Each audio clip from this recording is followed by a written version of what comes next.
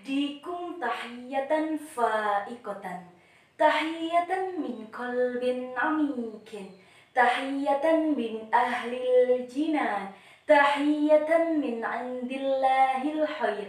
Assalamualaikum warahmatullahi wabarakatuh.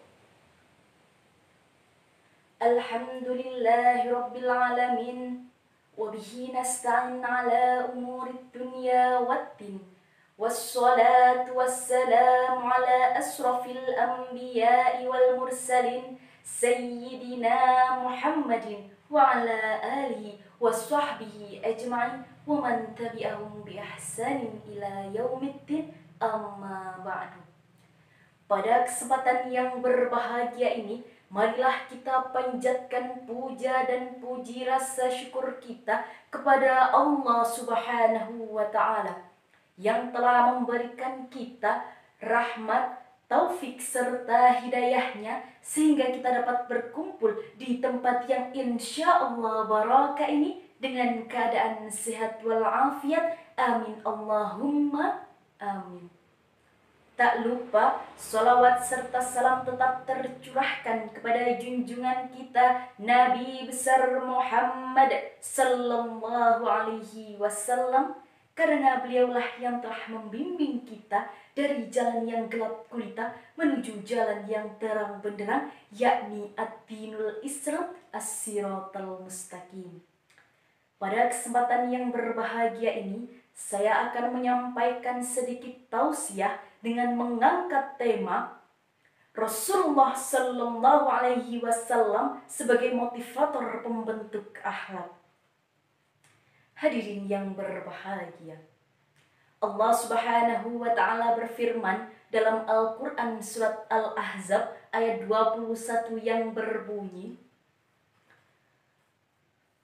A'udzu billahi minasy syaithanir rajim.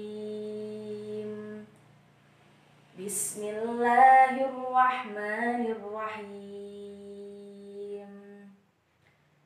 Laqad kana lakum fi Rasulillahi uswatun hasanatun liman kana yarjullah wal yawmal akhir wa dzakarallaha katsiran.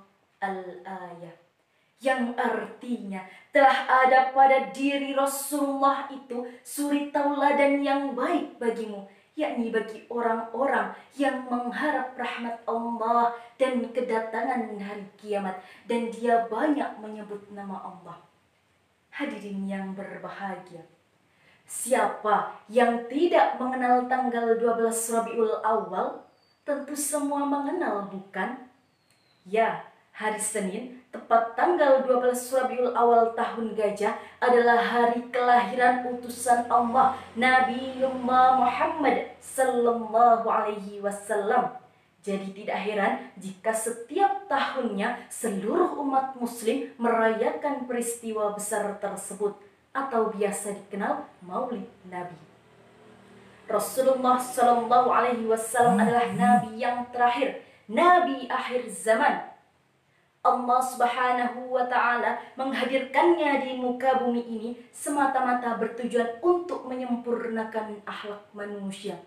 Tidak bertujuan mencetak manusia menjadi seseorang yang gila harta, apalagi berebut tahta.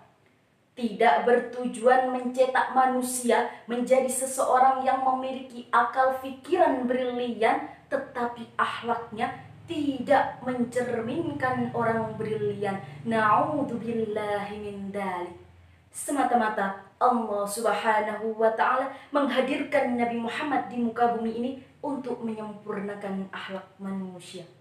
Seperti dalam sabdanya, Innama bu'ithu liutammima makarimal akhlak.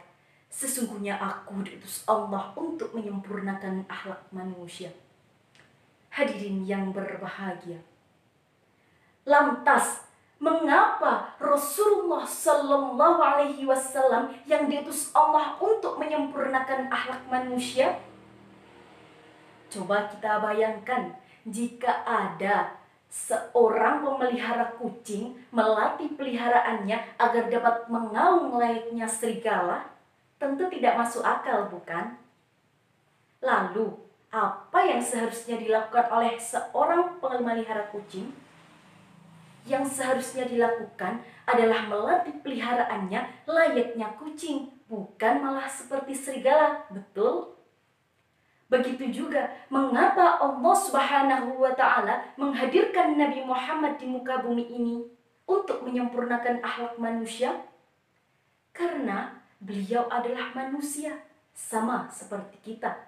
Akan tetapi yang membedakannya adalah seperti dijelaskan dalam Al-Quran surat At-Taubah ayat 128 yang artinya, telah datang kepada kalian wahai manusia, dia merasa berat dengan apa yang kalian derita.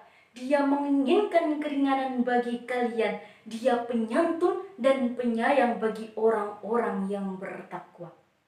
Tidak dapat dipungkiri lagi, Rasulullah Shallallahu Alaihi Wasallam adalah satu-satunya manusia sempurna dari segala sisi. Kerasulan yang diberikan Sang Maha Pencipta menjadikan beliau satu-satunya sosok yang dapat diteladani. Begitu juga dengan kemaksuman beliau yang menjadikan apapun yang telah dilakukannya tidak pernah keluar dari jalur syariat. Subhanallah.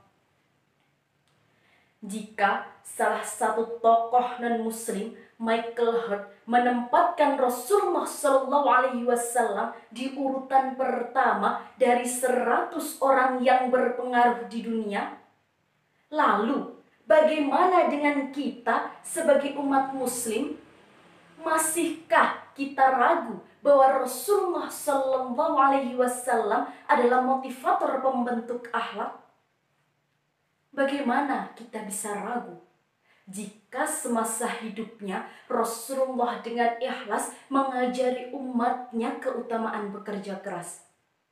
Dalam salah satu buku Nabi Muhammad SAW dari Motivator terbitan Kiblat, dijelaskan di dalamnya bahwa Rasulullah SAW setiap harinya dengan ikhlas dan sabar mengajarkan umatnya keutamaan bekerja keras.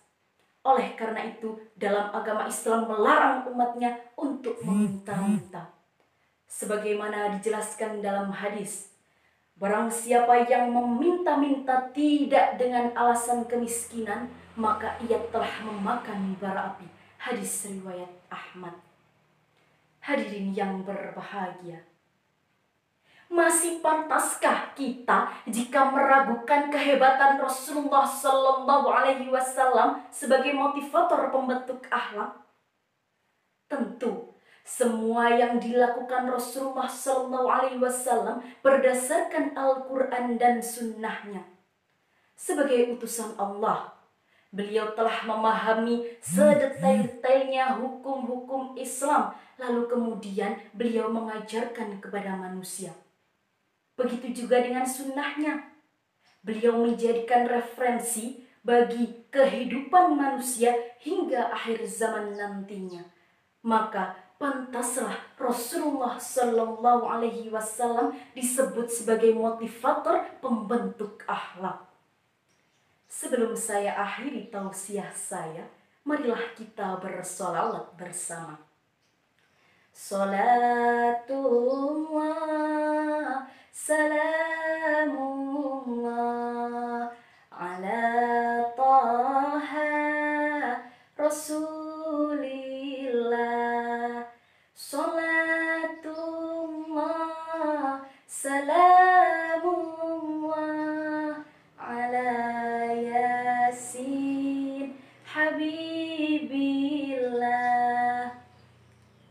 Demikianlah yang dapat saya sampaikan, kurang dan lebihnya mohon maaf yang sebesar-besarnya.